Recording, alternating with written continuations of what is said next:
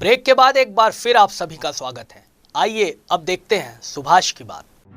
बात की बात में याद आ जाती है कोई ना कोई बात, कभी जाहिर सी बात तो कभी राज की बात।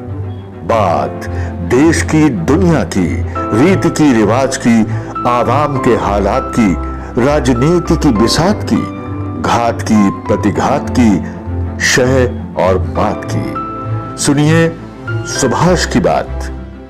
छत्तीसगढ़ के मुख्यमंत्री भूपेश बघेल का आज जन्मदिन है। जगह जगह होर्डिंग्स लगी है कि भूपेश है तो भरोसा है। जैसे कि मोदी है तो मुमकिन है, उसी तर्ज पे भूपेश है तो भरोसा है।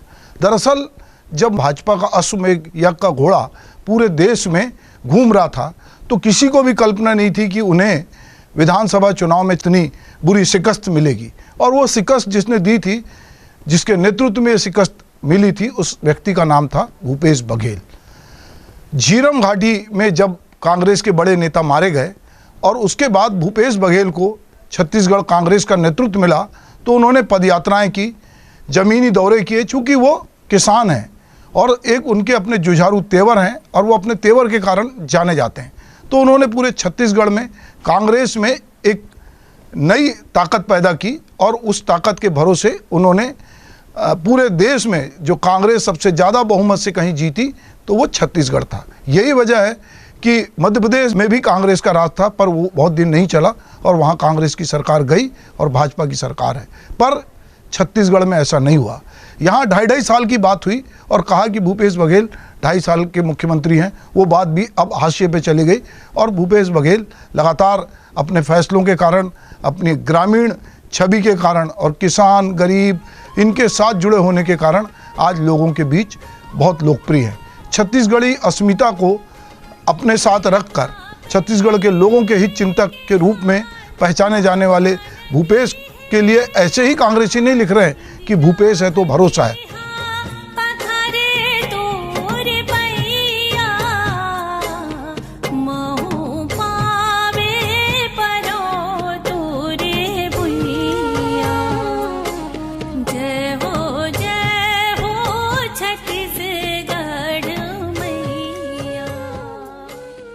वो जानते हैं कि जब 2024 में चुनाव होगा तो अगर भूपेश बघेल का चेहरा होगा और वही तेवर होंगे तो निश्चित रूप से भाजपा को वो शिकस्त दे पाएंगे। भाजपा भी ये बात समझती है, इसीलिए 2.5 साल की जब बात आती है तो इस बात को हवा देती है और कहीं ना कहीं उसे लगता है कि अगर कांग्रेस के तेवर कमज़ोर पड़े तो हम यहाँ पर अपना राज बनाएं। एक समय था मध्य प्रदेश की राजनीति में कि छत्तीसगढ़ कांग्रेस का गढ़ समझा जाता था, पर 15 साल यहाँ से कांग्रेस सत्ता से बाहर रही। अजीत जोगी राज्य बनने के बाद पहले मुख्यमंत्री बने नवंबर 2000 में, और 2004 में जब चुनाव हुआ तो भाजपा सत्ता में आई और डॉक्टर रमन सिंह मुख्यमंत्री रहे और वो 15 साल मुख्यमंत्री रहे। किसी ने सोचा नहीं था कि भाजपा इस बुरी तरह परास्त होगी और 15 विधायकों पे सिमट जाएगी।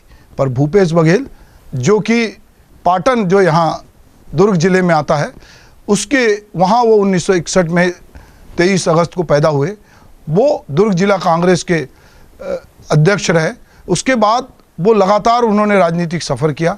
वो 2 बार लोकसभा का उन्होंने चुनाव भी लड़ा। दुर्ग संसदीय क्षेत्र से वो हारे, पर वो अपने विधानसभा क्षेत्र से भी चुनाव हारे, पर उनका तेवर भी कम नहीं हुआ, उनका संघर्ष भी कम नहीं हुआ। वो गांधी से बहुत प्रभावित हैं। वो उस तरह के कांग्रेसी नेता नहीं है जिनकी विचारधारा में कोई यहाँ वहाँ का डोलना होता है। वो अगर आरएसएस पे अटैक करते हैं तो पूरी तरह अटैक करते हैं। वो गांधी के साथ खड़े होते हैं तो पूरे खड़े होते हैं। इसलिए उनके जो भी निर्णय होते हैं वो गांधी के ग्राम स्वराज के आसपास होते हैं। उनके अपने तेवर हैं, इसलिए वो अपने तेवर के कारण जाने जाते हैं। यही वजह है कि पूरे प्रदेश में जब उनके जन्मदिन की बात हो रही है तो बार बार ये लिखा जा रहा है कि भूपेश है तो भरोसा है।